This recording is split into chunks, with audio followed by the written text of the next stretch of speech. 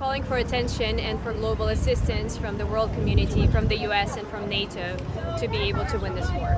I am a Ukrainian, my family is Ukrainian, I have family in Ukraine, I have lifelong friends in Ukraine, and I'm here to speak for them while they cannot.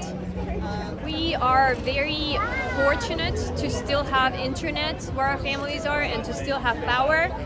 We are constantly on an ongoing roll call with our family group on WhatsApp, constantly checking in on them.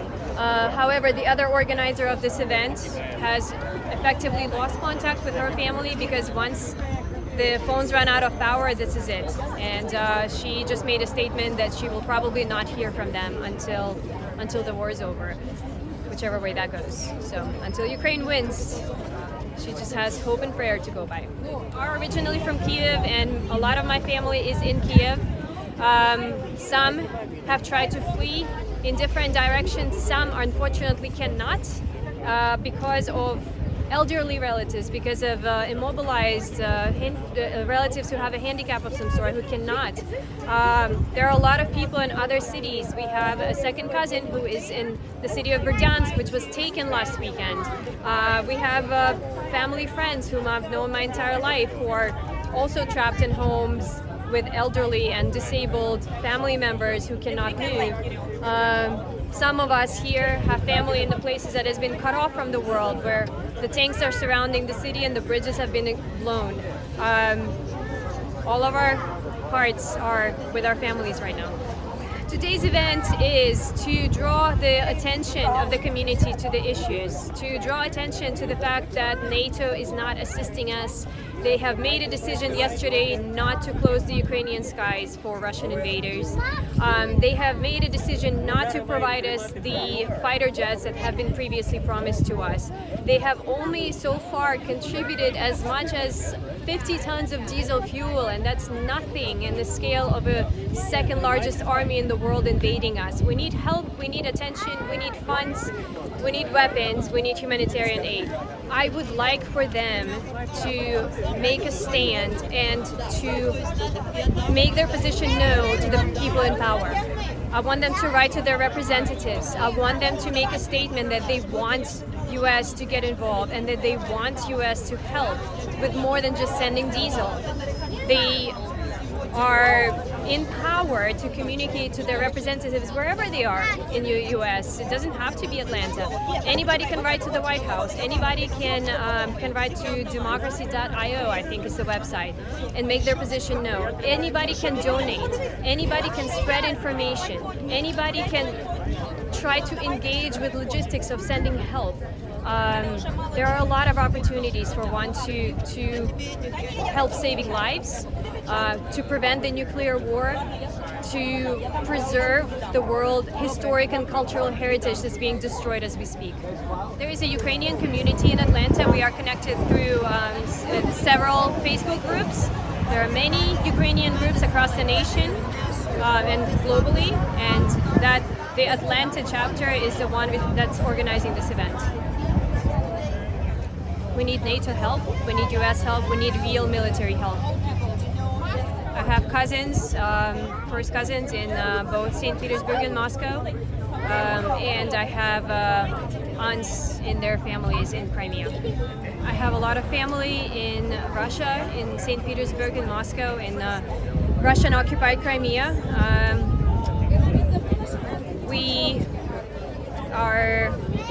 I can tell you that Atlanta doesn't sleep until the sun goes up in Kiev. They're hearing shots, they're hearing explosions. They are trying their best to stay safe and to take care of each other in any way that they can. Right now, everybody that is related to me is alive, and we are grateful for that. Russia is leading different types of war, and a very important one is informational war. They have blocked Ukrainian channels. They have blocked many websites and many progressive channels. As of yesterday, Russia has blocked Facebook for their citizens. They are cutting them off completely from the reality of what their fellow citizens are doing in Ukraine. They are spreading misinformation. what they are doing is once they take a city in Ukraine, they bring their own channels there and they bring a lot of paid actors to stage a welcome.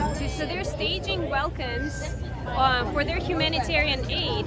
At the same time, Russia has promised a ceasefire and Russia has promised green channels for delivery of aid and for evacuation of civilians. They're not holding out their end of the promise. They're still shelling our convoys. I can tell you that my male cousins, who are definitely on the radar with the Russian authorities, are no longer responding. We suspect that they're being targeted. We suspect that they're being tracked. They are unable to tell us whether that's the case or not, just for the fear of being tracked.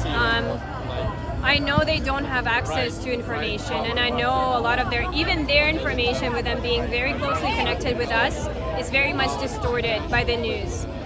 Propaganda machine is very strong since Stalin times, and their playbook hasn't changed much. So they, while they're taking away access to their people to information, they're also false producing this image that Ukrainians are welcoming their invasion, which is nowhere near the case. And like I said, in the city of Kherson, the actual Ukrainians and the actual locals chose to go hungry and to go without supplies over taking the humanitarian convoys from the Russians. They showed up, they waved their flags, they told Russia to not be there in strong terms, and they did not take a single item from the humanitarian convoys. Українці, сім'я, ми з вами. Ми живемо вами. Ми робимо все, що ми можемо, щоб світова увага була на вас, щоб всі знали, що ви в нас є, що ви для нас найголовніше. Ваші захисники – це для нас найголовніше. Ми робимо все, що зможемо, щоб зібрати кошти, щоб привернути увагу наших конгресменів, нашого президента до ваших проблем, потреб, і до того, що ви потребуєте. Ми вас любимо, ми живемо тільки вами, тримайтеся, весь світ з вами. Росіяне, забирайте своих ребят, забирайте своих солдат. Вы не нужны Украине, вы не нужны украинцам. Вы террористы. Ваши ребята убивают наших ребят. Ваши пацаны вернутся грузом 200. У них нет шансов. Забирайте, пока еще есть шанс. Если вы мать, если вы жена, если вы сестра, если вы дочь военного, забирайте их, пишите. Пусть они сдаются, им ничего не будет, их отпустят, пусть сдаются, с оружием или без. Не давайте им убивать нас, потому что мы убьем их. Они на нашей земле, они пришли туда, куда их не звали. Россия уже распадается по крошкам. Выходите на площади, протестуйте. Я знаю, что это рискованно, я знаю, что это больно. Но если вы не выступите против вашего правительства, нас они не услышат. Они услышат вас. Если вы выйдете на ваши площади, если вы заберете своих солдат, вас они услышат. Забирайте. Сделайте так, чтобы ваши деньги чего-то стоили, чтобы ваше лицо вашей нации еще чего-то стоило. Потому что сейчас весь мир против вас. Героям слава! Героям слава! Героям слава! I'm legally obligated to respond to that slogan. One person says, "Glory to Ukraine." Everybody around answers with "Glory to the heroes." And that is the heroes who have and are and will continue to protect our independence, our sovereignty, and our families. This location is a typical gathering place for us. We have been here since last week, since the invasion began, many days. This is kind of the public space that allows us to be seen, that allows us to see traffic going by to the aquarium and to Mercedes-Benz. This is a high visibility place where we usually try to get our point across since the invasion began last week.